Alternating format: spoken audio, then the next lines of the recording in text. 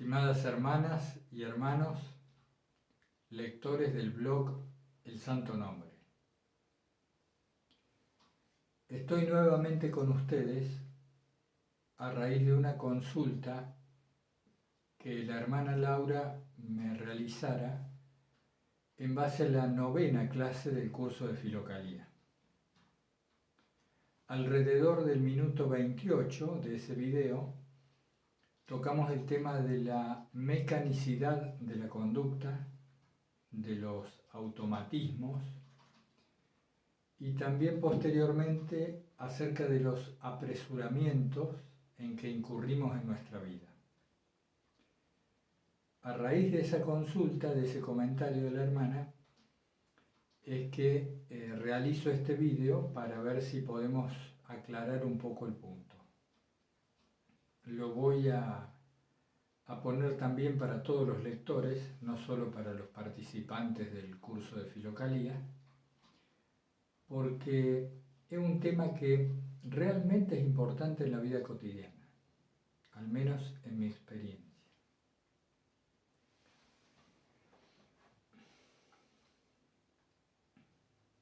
Cualquiera de nosotros puede comprobar, poniendo un poco de atención, que muchas de las funciones y de las conductas que desplegamos en el día a día son enteramente automáticas, fruto de mecanismos bien aceitados, muy bien organizados y con una función específica. El caso más extremo de mecanismos, de automatismo, es lo que la ciencia ha llamado función refleja, el reflejo. Ejemplo de ello es el inmediato cierre de nuestros párpados cuando algo se acerca repentinamente a nuestros ojos, o cómo pegamos un salto hacia atrás si nos tiran algo o si de repente una olla de agua caliente está por caer sobre nuestro cuerpo, o cómo pegamos un grito si entrando a una habitación oscura de repente aparece alguien que no esperábamos, una presencia que no esperábamos. El cierre de los párpados, el salto hacia atrás, el grito, son ejemplos de mecanismos reflejos automáticos e instantáneos que tienen como función preservar la vida del cuerpo y que ni siquiera necesitan la intervención de la mente. Este es un aspecto importante. Cuando nosotros cerramos los párpados protegiendo a nuestros ojos ante una amenaza cualquiera, la mente ni se enteró. Esto pasó antes que la mente se anoticiara de ello. Y precisamente por eso,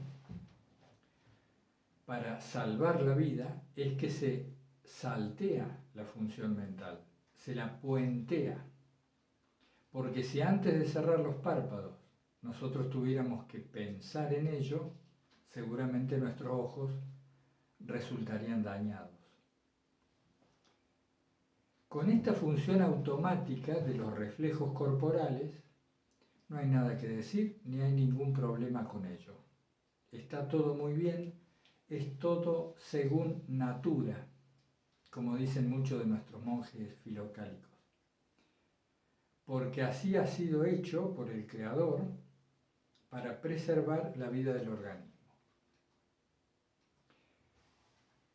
Después nos encontramos con otros mecanismos que tienen una característica diferente. Ya no son reflejos e instantáneos, sino que son mediatos, no inmediatos.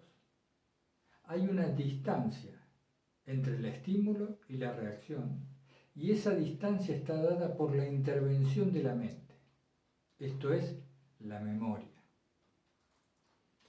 Sucede un estímulo, la memoria mental nos informa acerca de todas las ocasiones anteriores en las cuales un estímulo similar se manifestó, Y en función de ello, la mente elabora una respuesta que considera adecuada, también en función de la supervivencia. Solo que a veces no es una supervivencia enteramente física, sino también psicológica. ¿Qué ejemplos dar? Lo estuve pensando antes de ponerme a hacer este vídeo y preferí situarme en el ejemplo del enojo, de la ira, algo que todos conocemos muy bien.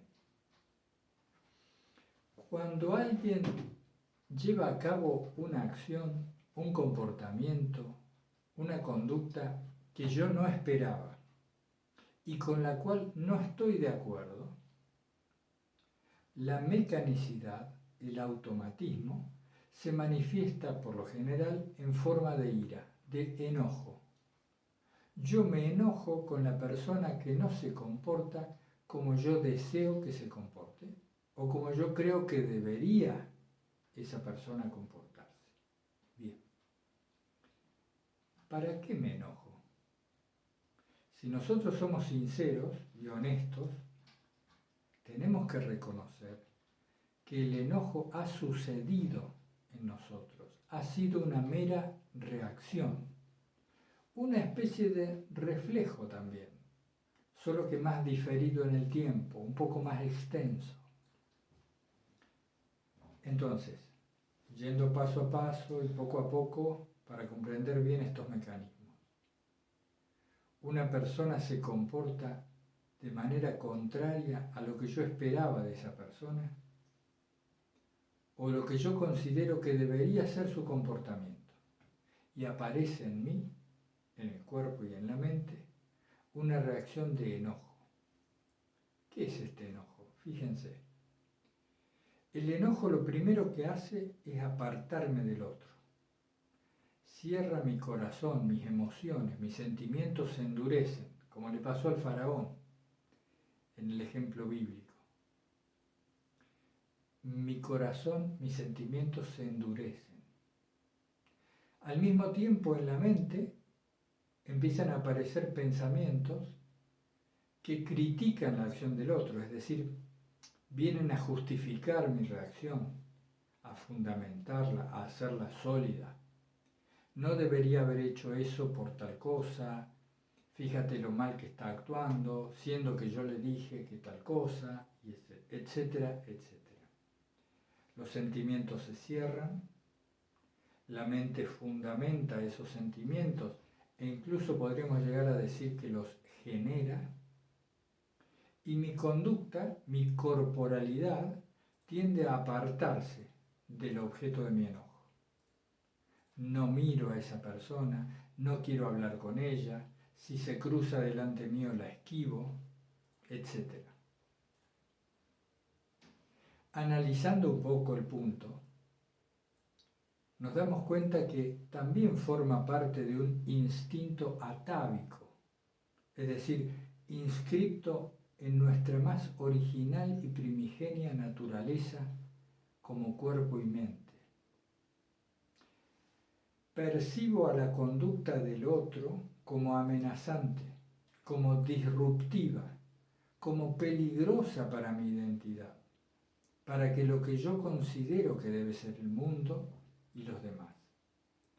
Ante este peligro, mi cuerpo se pone en defensa y por eso bloquea las emociones, lanza pensamientos coherentes con esa emoción cerrada y aparta su presencia, su corporalidad, del que ahora empieza a aparecerse como un enemigo.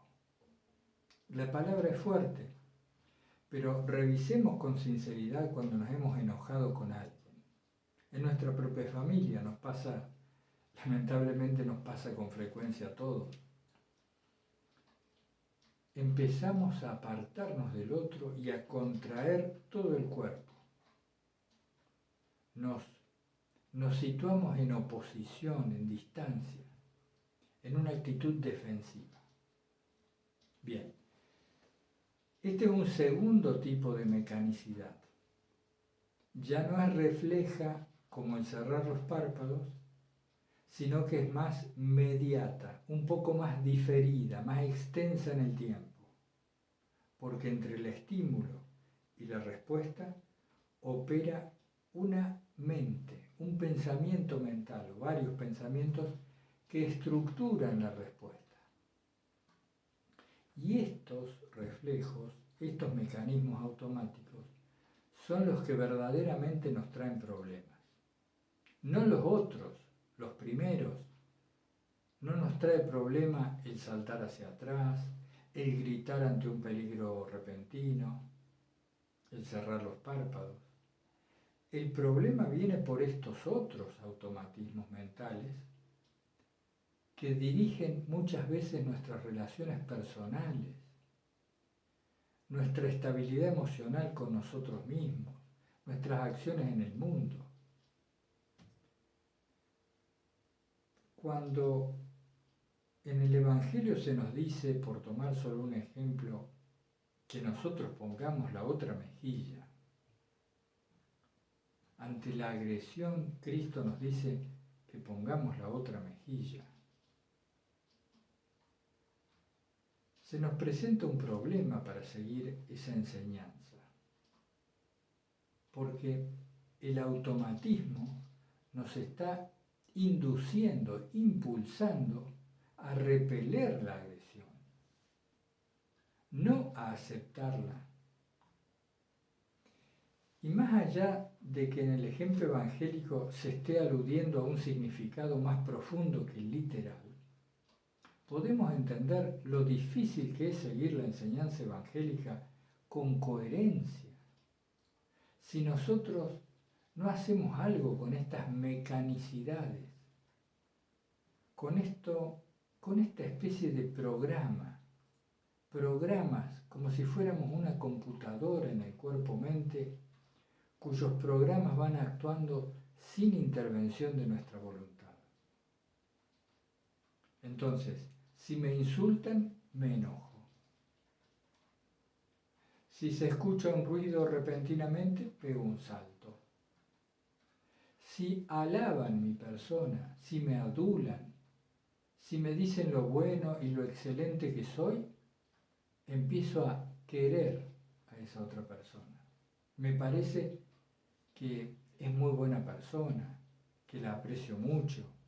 Y si esa adulación continúa en el tiempo, termino amándola. Me hago dependiente de ella. ¿Lo ven, hermanos? Esto lo conocemos todos. Lo mismo es con la ansiedad, con la preocupación, con la tristeza. Todas estas son reacciones del cuerpo y de la mente que nos ocurren automáticamente.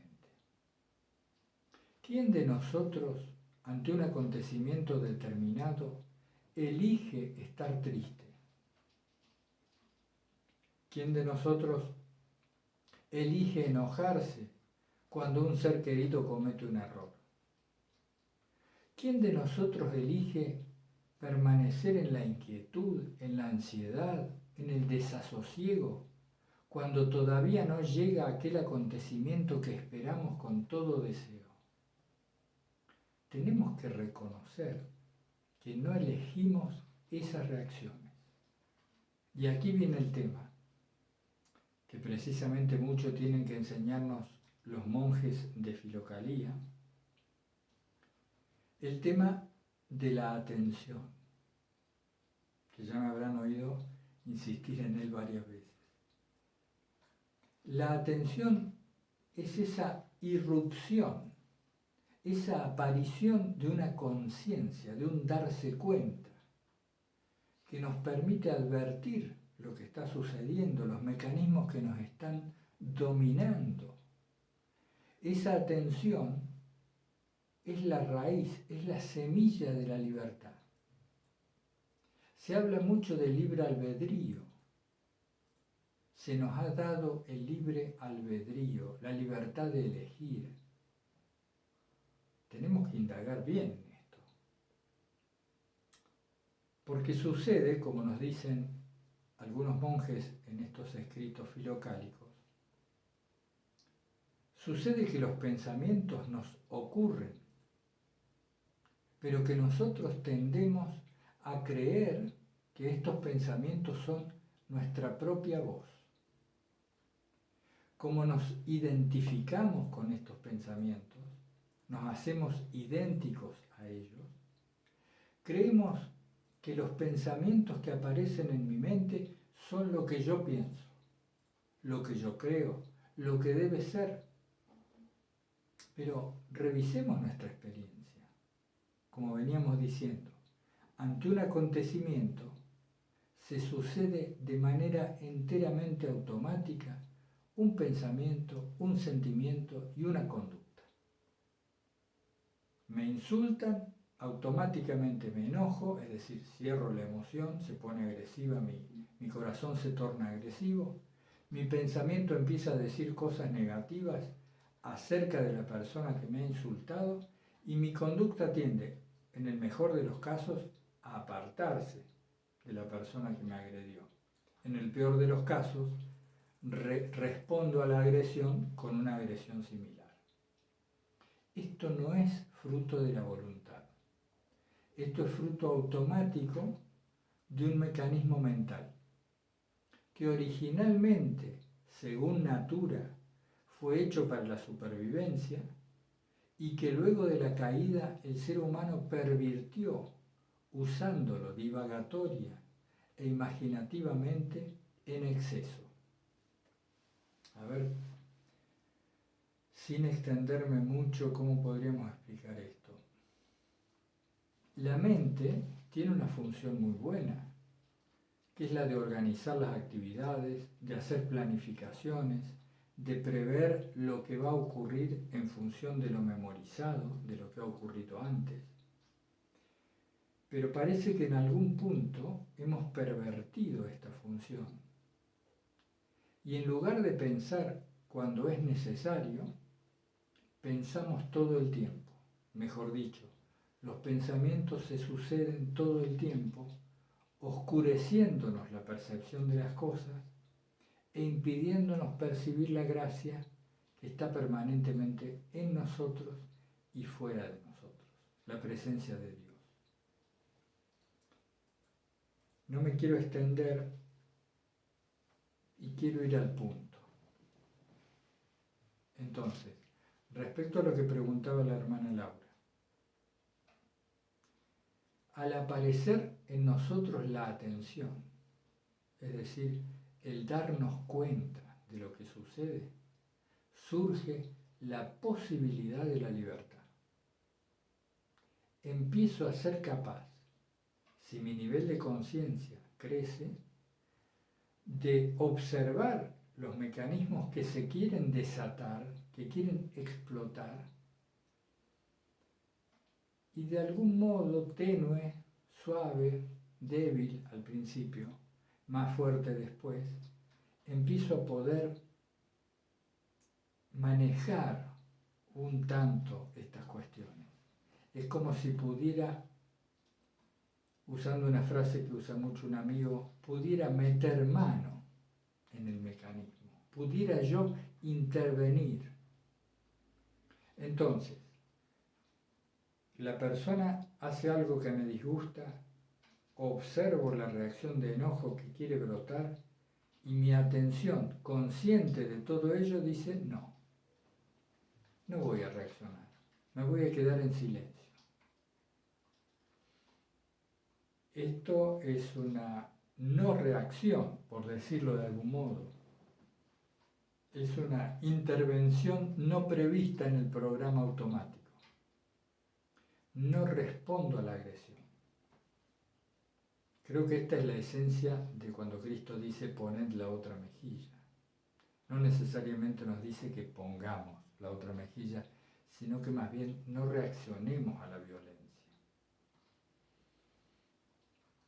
Entonces, si no reacciono inmediatamente a la violencia, si pongo un espacio entre estímulo y respuesta, como lo dijimos en algún momento en otro vídeo, comienzo a observar que la emoción cede. Si sostengo la actitud no reactiva un tiempo, la ira empieza a modificarse. Al tiempo, la otra persona se puso a hacer otra cosa, siguió de largo. Es decir, la vida siguió moviéndose. Y pasado el furor inicial, el golpe de ira primero, en un segundo momento es mucho más fácil no reaccionar. Entonces, apartándome, reflexiono, veo qué sentido tendría responder con violencia, indago acerca de las causas que esa otra persona puede tener para agredirme. Quizás reviso mi propia conducta y caigo en cuenta que algo de razón ha tenido en decirme lo que me dijo, etcétera, etcétera. Entonces tenemos las reacciones puramente reflejas, enteramente automáticas e instantáneas, cuestión de milisegundos, que sirven a la preservación de la vida y no merecen ninguna intervención de nuestra parte, ni podríamos intervenir contra ellas. Y tenemos este segundo tipo de reacciones automáticas en donde interviene la mente, queriendo manipular la realidad y por lo general haciendo más mal que bien. Ejemplo de ello son las reacciones mentales y emotivas de ira, ansiedad, preocupación, temor, es decir, imaginar un mal futuro que aún no ha llegado y que no necesariamente va a llegar, tristeza, etc. La atención es la solución. Como dijo Nicéforo el Solitario, y ustedes pueden revisarlo en la 10ª clase de Filocalía, en la atención yace el poder de resistir todo lo que pueda venir. Es una frase bellísima. Me resulta muy querida desde hace muchos años. En la atención yace el poder de resistir lo que pueda venir. ¿Por qué? Porque la atención es una luz. Es la luz de la conciencia que observa lo que ocurre en el cuerpo, en la mente y en el mundo. La atención es la chispa divina que permite a los hijos de Dios crecer en el libre albedrío, en nuestra porción de libertad. Sin atención, todo es mecánico, todo es automático. Verdaderamente, si uno tuviera que pedir un don para crecer espiritualmente, sería el don de la atención, que, como decía también Nicéforo, es el auxiliar de la fe, la esperanza y la caridad. Sin atención no podemos tener fe, no podemos tener esperanza y no podemos amar al prójimo. No hay caridad. Entonces, como comentamos en algún otro video, ¿cómo hacemos crecer la atención? ¿Y a dónde dirigirla? Porque recuerden ustedes que insistíamos mucho en que todo aquello en donde apliquemos nosotros la atención crece. Porque la atención es como una luz. Si aplicamos luz a las plantas, crecen. Si aplicamos luz a procesos orgánicos, estos se modifican. Al aplicar luz en una habitación cualquiera, podemos movernos en ella y actuar coherentemente. Sin duda que no podemos abarcar en un video este tema tan importante para la conducta de todos, pero ya habíamos dicho, y creo que es lo central, que para que esta atención pueda manifestarse, necesitamos poner un espacio entre los estímulos y las reacciones. Por eso, Laura, respondiendo un poco a tu consulta, ¿por qué me decías el apresuramiento es negativo? El apresuramiento es negativo cuando no viene a cuento. Suponte, si un ser querido tuyo sufre una herida, un accidente doméstico, tú vas a ver cómo el cuerpo reacciona apresuradamente a poner un torniquete o a llamar al médico o de algún modo a ayudar a esta persona que ha sufrido un peligro, un accidente, un daño. Ese apresuramiento, que viene a ser pariente del reflejo automático de los párpados, ese apresuramiento está muy bien. Quizás salve la vida de tu ser querido. El problema se suscita cuando nos apresuramos, fruto de la ansiedad, fruto del temor, fruto de la preocupación, de la ira, etc. Es decir, cuando es la mente la que nos apresura. Situándonos nosotros en un espacio de observación, en un espacio donde testificamos lo que va ocurriendo, naturalmente nuestras acciones se vuelven más tranquilas. Nos volvemos personas menos estresadas, menos preocupadas. Porque en ese espacio de atención entre el estímulo y la respuesta se empieza a percibir cierta paz, cierta tranquilidad de fondo que está siempre en el corazón. Ahora, esta paz no la podemos encontrar sin confiar en la voluntad de Dios. La atención y la confianza en la voluntad de Dios van de la mano. Si yo atiendo lo que ocurre, pero me siento desamparado, lejos de la providencia divina, en definitiva, si me siento un ser solo, separado, aislado en un mundo hostil, la atención no me va a servir de mucho. En todo caso, puede llegar a crisparme más.